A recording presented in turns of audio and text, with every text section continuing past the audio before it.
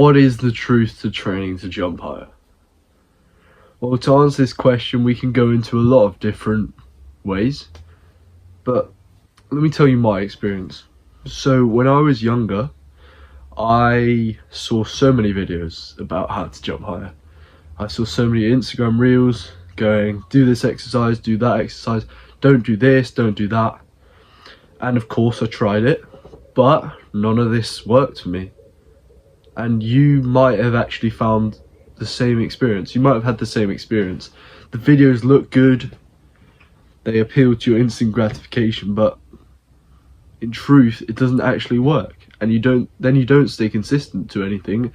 You keep hopping around doing different exercises and nothing actually works, and then you're stuck in a rut. So what is the actual way of training to jump higher? Well, firstly, you've got to understand how vertical jump gains happen. So when you're exposed to a stimulus, your body recognizes this, and your body's not used to it. Your body's not used to the stimulus. So as a result, your body gets fatigued because it's not used to it. It can't handle that exercise. And when you get fatigued, your performance drops, right? So training makes your performance drop. But what happens is, if you rest for a bit, you take a bit of time off, then your body can adapt to the stimulus. And then when you come back, when you're fresh and you're not fatigued, your performance will be better than it has ever been. So essentially, the way you want to be thinking about vertical jump performance gains is you want to be thinking about it as though you want to just get the best thing to create a stimulus. You want to create the best adaptations. You want to basically shock your body the most. So what is the best way of shocking our body the most? Jump higher. Well, the first way is we want to shock it so that we can adapt in a positive way for jumping higher by doing something specific to jumping higher. So what do? We do max effort, max approach jumps. This is the best thing you could possibly do if you want to jump higher. Why? Law of specificity. If you want to get better at something, you have to do that thing more often. So if we want to jump higher, we need to jump more. I know it sounds stupid, it sounds really simple, but why are so many of you not doing this? I see so many people not doing this. They choose to do a box jump, a drop jump, anything other than a max approach jump. And actually this is why you see so many of the NBA athletes, some of them don't know how they got their bounce. They didn't really train for it, some of them, but whilst it might be true what they're saying, they actually did train, because whenever they're playing basketball, when they're jumping as high as they can, that is actually training. That is training to jump higher. So if you took anything away from this video, you could do no exercise at all apart from this one and you would jump higher. If you only did max approach jumps, you would jump higher. And if you're a beginner, you can take a lot of max approach jumps. Fun fact, I was jumping every single day for 3 months. And you're not going to believe how much better I got.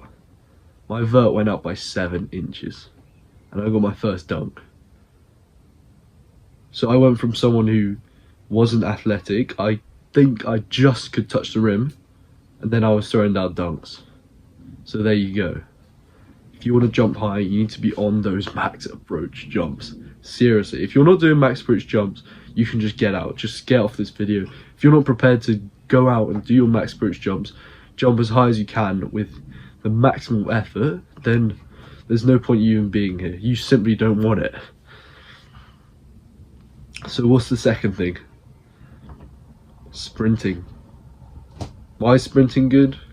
Well, there's a lot of reasons. It's a high neurally stimulating activity.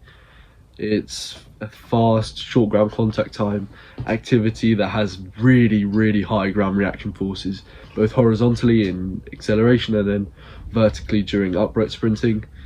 And so I think this is the main thing. This is the main thing why it's really good for jumping higher. It develops your fast twitch muscle fibers. Now, I'm sure you've heard of fast twitch muscle fibers. They are the thing that help you jump higher. They are the thing that help you be explosive. If you're training to jump higher, sprint faster, or be really explosive, you don't want to be doing any slow twitch stuff, because that will eventually make you slower. You want to be fast twitch all the time. Really high intensity, short time period stuff. And what is the king of all the fast twitch exercises? Sprinting. It's the plyometric of plyometrics. If you want to get faster, you need to do sprints. If you want to jump higher, you need to do sprints. It is the plyometric of plyometrics. Why? Because no plyometrics get faster than sprints. It's the fastest thing you could do.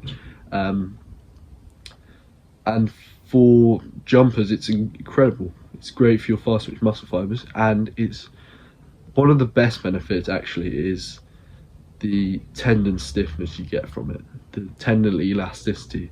Because when you sprint, when you run fast, often your tendons start to become more like springs, and that means you seriously get that pop off the ground when you jump, which is really beneficial.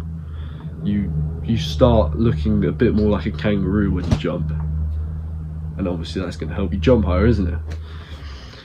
Right, so finally, what is the thing that's going to help you jump higher? The last thing that I'm going to say in this video, of course you know guys, it's going to be strength. Alright, if you're weak, it's not going to be conducive to jumping higher. Okay? We want to be able to produce as much force as possible into the ground so that we can jump high. And yeah, basically we just want to get some freaky lifting numbers. We want to get really high up in the weight room. We want to be getting that squat up, that Olympic lifts, those Olympic lifts up, and it's all backed by science. Okay, everything that I'm saying here is backed by science, just so you know. Okay, this isn't anything that I've just come up with. This isn't any exercises that don't work. This is backed by science. This is backed by years of research. Okay, getting stronger will massively help you with your vertical. Okay, so what do you want to be doing? Compound lifts. Compound lifts are king. All right, and you progressively overload, and also we want to periodize our training. So we change our exercises, we change the intensity, we change the volume. That's a whole nother video. But yeah, get really strong, get in the weight room. Getting in the weight room is going to help you jump higher, okay, as long as you do it right. The issue that a lot of people make is they're in the weight room but they're not doing the extra stuff. They're not doing the sprints, they're not doing the jumping, so they just become like a bodybuilder. But some of the best athletes are the people who are sprinting, jumping, and they're also lifting. I mean, look at someone like Saquon Barkley, the NFL player. He has a ridiculous strength, and he's also fast and explosive. Okay, some of the best athletes you've seen on the planet are really strong. Even the 100-meter sprinters, who sprinting is their only thing, they are really strong. And it's even more so important in jumping, because jumping is more strength dominant than something like sprinting, isn't it? So yeah, we want to be getting our lower body really strong. It's also important to train our upper body, but yeah, lower body really strong.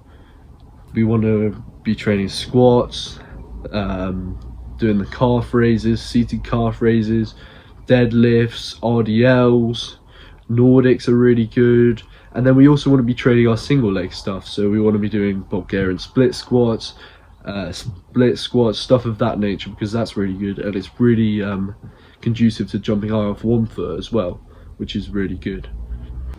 And to wrap this all up, all of this stuff doesn't matter if you're not training with maximum intent and if you're not being consistent. Consistency and intent are the two most important variables in your training, in my opinion. Give maximum intent and do this training week in, week out. Sprint every week, jump every week, get stronger every week, progressively overload, repeat for weeks on end, and always be going at that maximum intent. And if you can do that, you will be a world-class athlete. So if you got this far in the video, please like, subscribe, comment, ask me if you have any questions. But really, this video was just to nail down the main principles in jump training.